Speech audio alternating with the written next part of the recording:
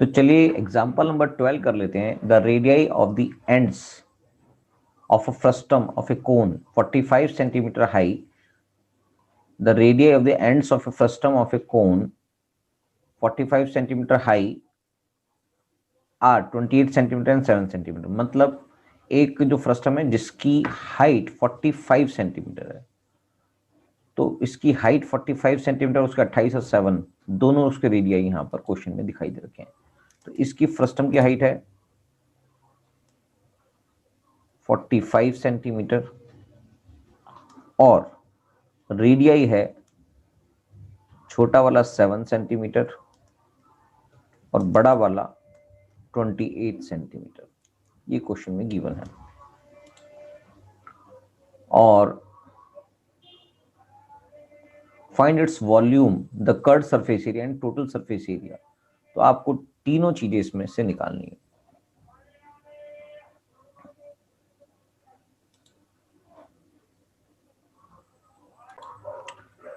तो यहां पर बेसिकली अगर मैं इसको नाम दे दूं एक, तो जो आपके पास ओरिजिनल कोन है वो ओ ए और इस पॉइंट को मैं बी लिख देता हूं। तो ओरिजिनल कोन कोन जो है वो ए ई ओ ए बी की फॉर्म में है।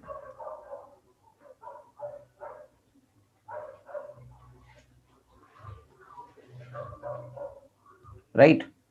और अगर जो हमने जो दूसरा कोन निकाला है उसमें से जो फ्रस्टम काटा है, तो ओ सी डी, ओ सी डी एक इसका, यानी कि अगर मैं फ्रस्टम निकालना चाहूं, फ्रस्टम, तो फ्रस्टम एक्चुअली ओरिजिनल कोन में से ओ ए बी, इसको मैं बिग कोन मान लेता हूं, बिग कोन। इसमें से अगर मैं स्मॉलर कोन निकाल दूंगा, ओ सी डी, जो एक स्मॉलर कोन है, उसको निकाल दूंगा तो बच जाएगा फ्रस्टम। क्या बात समझ में आ गई? तो बस इसी बेसिस पर हमने ये निकालना है। करेक्ट। तो अब इसको समझते हैं कि इसको कैसे करना है। इंपॉर्टेंट चीज है वही चीज समझनी है कि किस तरह से इस क्वेश्चन को समझना है। तो height of bigger cone, big और स्मॉल कोन को समझते हैं। तो पहले जो जो चीजें यहाँ पर हमने फाइंड आउट करनी है उसके बेसिस पर कुछ चीजें एजम्पशन करनी पड़ेगी। Height of the big cone,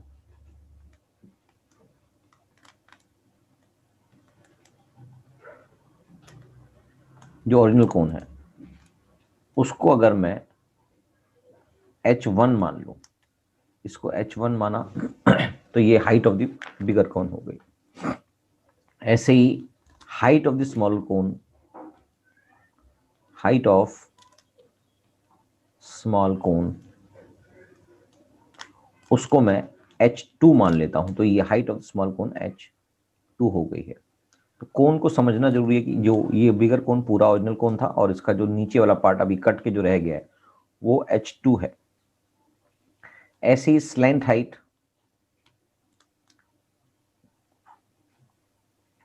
of bigger cone,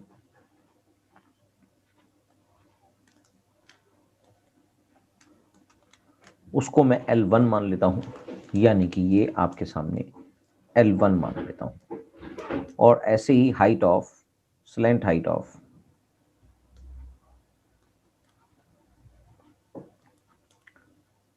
small cone, वो L2 मान लेता हूं। स्मॉल कोन की जो आपको पास स्लैंट हाइट दिख रही है उसको L2 मान लेता हूं, L2। ऐसे ही अब आपको रेडियस जो गिवन है क्वेश्चन में, रेडियस ऑफ बिगर कोन, वो क्वेश्चन में 28 सेंटीमीटर गिवन है। यहां पर ये 28 सेंटीमीटर गिवन है। इसको मैं इसको भी R1 मान लेता हूं। ऐसे ही रेडियस ऑफ स्मॉलर कोन, उसको मैं अगर R2 मान लूं, स्मॉल R2 ही है, और वो क्वेश्चन में गिवन है 7 सेंटीमीटर। ये दोनों चीजें क्वेश्चन में गिवन है। और हाइट ऑफ फ्रस्टम, जो जो चीजें दे रखी हैं उनको समझना जरूरी है। ऐसे ही हाइट ऑफ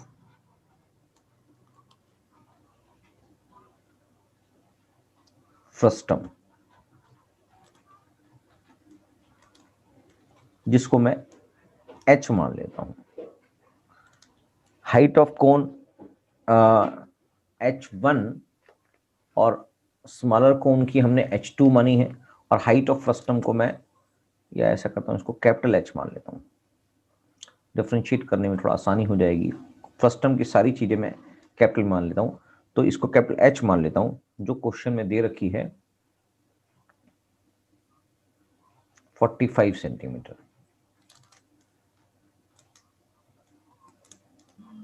करेक्ट। रीचेक कर लेते हैं क्या दे रखा है। Cone, radius of the ends of a frustum of a cone 45 centimetre high, यानी कि फ्रस्टम की हाइट दे रखी है 45 सेंटीमीटर। क्लियर? ये वाली हाइट, फ्रस्टम की हाइट ये रही। तो बस अब सारी चीजें हमको दे रखी हैं, अब आपके सामने जो निकालना बाकी है, यानी कि जो हाइट है पूरी की पूरी इस कोन की हाइट, यानी कि ये किसके बराबर होगी, h1 प्लस h2, या h2 plus 45 degree equals to h1, यानी कि h1 जो होगा h1 माइनस में h2 जो दिखाई दे रहा है वो एक्चुअली क्या है, वो 45 डिग्री है। तो यहां पर h1 को देखूं मैं, h1 किसके बराबर हो गया, 45 प्लस h2 के बराबर हो गया। करेक्ट। तो अब वॉल्यूम ऑफ फ्रस्टम निकालना है। h1 हमारी यानी कि पूरी की पूरी हाइट ऑफ द कोन, मैं थोड़ा सा इसको इधर कर देता हूं, थोड़ा सा क्वेश्चन में कंफ्यूजन हो जाएगा नहीं तो।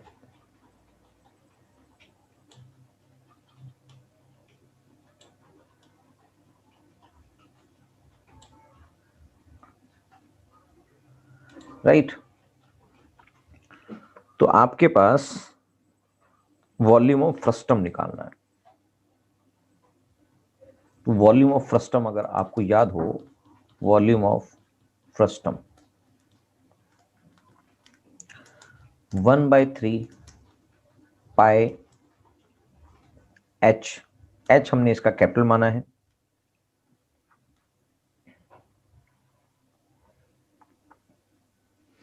जो क्वेश्चन में गिवन है, और बाकी सारे r जो हैं फ्रस्टम के अंदर जो r दे रखा है उसको मैं क्योंकि इसको R1 और R2 मान लिया है, तो अगर मैं इस फ्रस्टम के,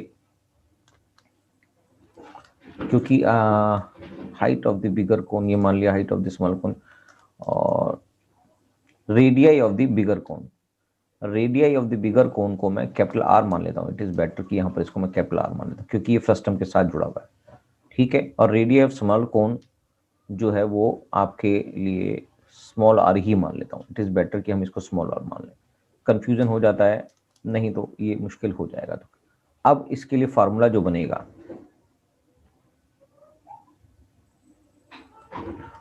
वो capital R square plus small r square plus capital R multiply by small r, इस तरह से दिखाई देगा। इसका मतलब ये हो गया 1/3 पाई को हम बाद में कैलकुलेट कर लेंगे, h की वैल्यू 45 दिखाई दे रही है, और साथ में कैपिटल R जो है वो 28 है, स्मॉल r 7 स्क्वायर है, plus 28 multiply by 7। Correct. Further solve कर लेते हैं इसको।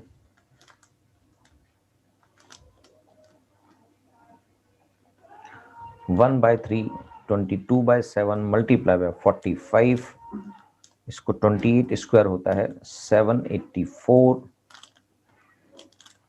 प्लस में 49, प्लस में 196। 3 से इसको काट देंगे 15 आ जाएगा, बचेगा क्या 15, और नहीं कटेगा कुछ, तो 22/7 मल्टीप्लाई बाय 15 ब्रैकेट में अगर इन सबको मैं प्लस कर देता हूं तो इसको ब्रैकेट खोल ही देता हूं, मल्टीप्लाई लिख देता हूं, मल्टीप्लाई इसका सम आ गया 10 29। 7 से क्या कटता है, 7 1 जा 3, 4, 7 से कट जाएगा, 7 1 जा 7, 4 जा 7, 7 जा। ठीक है, ये कट चुका है। इसका मतलब अब आपके पास जो वैल्यूज आएंगी वो आएगा 22 मल्टीप्लाई बाय 15 मल्टीप्लाई बाय 147। इसको सॉल्व करेंगे तो आपके पास आंसर आ जाएगा 48510 सेंटीमीटर क्यूब। ये इसका वॉल्यूम है। क्या ये बात समझ में आ गई है? तो ये सारी बातें निकालने के लिए आपको सबसे पहले ये समझना पड़ेगा कि जो फ्रस्टम है, फ्रस्टम के वॉल्यूम के लिए आपको क्या क्या चाहिए था। फ्रस्टम के वॉल्यूम के लिए आपको इसका कैपिटल और स्मॉल और दोनों चाहिए थे। हाइट इसकी गिवन थी। तो क्वेश्चन में जो चीजें गिवन है उसके बेसिस पर ही सब कुछ समझना पड़ता है कि उसके लिए क्या रिक्वायरमेंट है।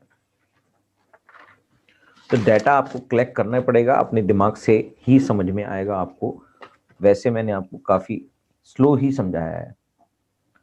अगर हम इसको आगे चलेंगे, क्वेश्चन में curved surface area of frustum भी पूछा गया है।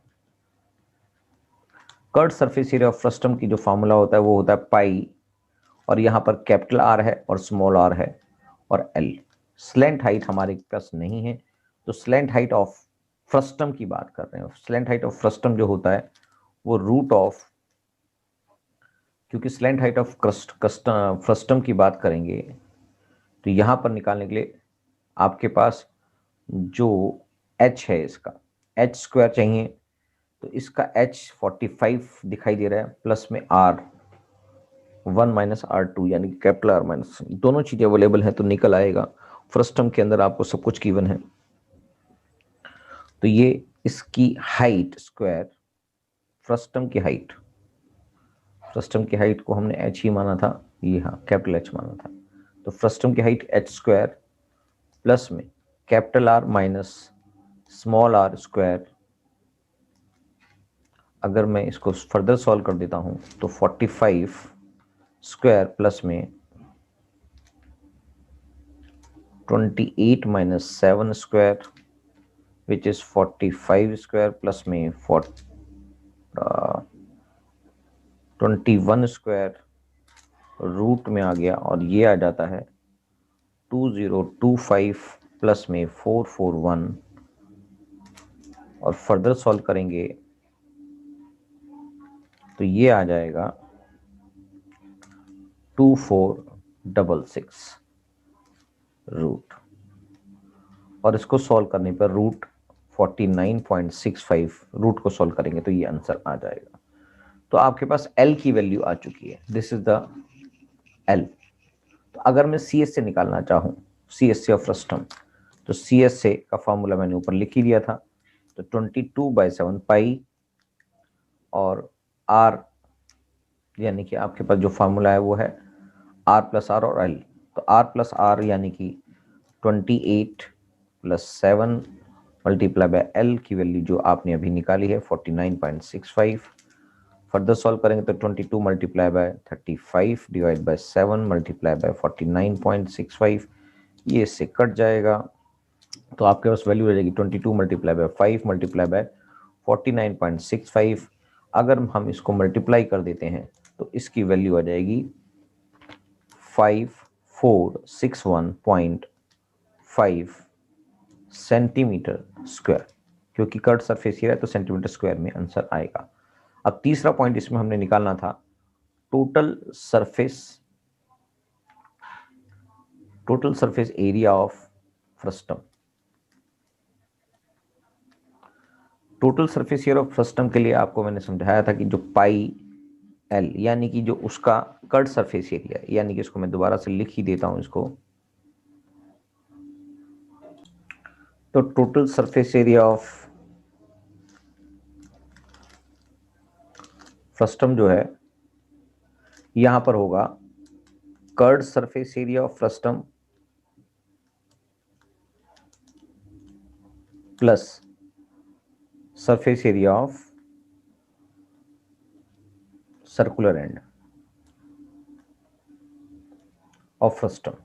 तो कर्ड सरफेस एरिया आपको अभी अभी हमने फॉर्मूले में डाला ही है, pi L capital R plus small R, plus में सर्कुलर एंड पे अगर हम बात करें pi capital R square plus में पाई स्मॉल आर स्क्वायर। तो इससे अगर हम निकालते हैं तो हमने इसको निकाल लिया था पाई आर एल, डायरेक्ट हमने इसको निकाल लिया कट सरफेस एरिया, तो हम इसको डायरेक्ट लिख देते हैं 5461.5 प्लस में 22/7 मल्टीप्लाई बाय 28 स्क्वायर, या मैं इसको 28 मल्टीप्लाई बाय 28 लिख देता हूँ, और प्लस में 22/7 मल्टीप्लाई बाय में स्मॉल आर है 7 मल्टीप्लाई बाय 7, राइट।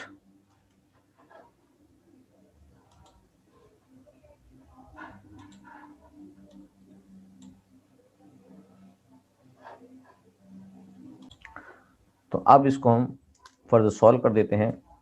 तो 7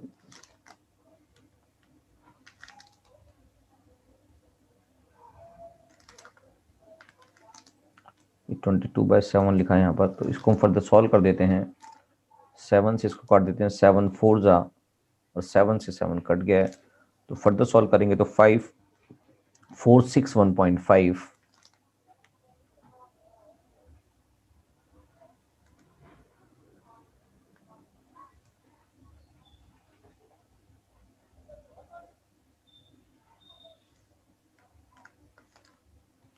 5461.5 प्लस में आपके पास आ गया 22 multiply by 4 multiply by 28 plus में 22 मल्टीप्लाई बाय 7। फर्दर सॉल्व करेंगे तो 5461.5। सिंप्लिसिटी के लिए अगर मैं इसको प्लस करूं, प्लस में ब्रैकेट नहीं है, गलती से लग गया है,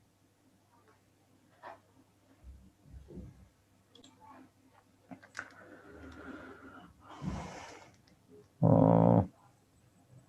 2812, यानी कि 22 मल्टीप्लाई बाय 112 करेंगे तो 2464 प्लस में 22/7 होता है 154, और फाइनली इसका आंसर आ जाएगा 8079.5 centimetre square is the answer, क्योंकि टोटल सरफेस एरिया ये स्क्वायर में आंसर आएगा। तो इस तरह से ये सोल्यूशन हो जाएगा। इसमें टोटल सरफेस एरिया, वॉल्यूम और कट सरफेस एरिया तीनों के लिए ये आपके जो फार्मूलेज आपने पढ़े थे, इन तीनों फार्मूलों का यूज हो गया और आपने फ्रस्टम के कंसेप्ट को भी यहाँ पर समझ लिया। अब एग्जाम्पल नंबर 13 भी कर देते हैं।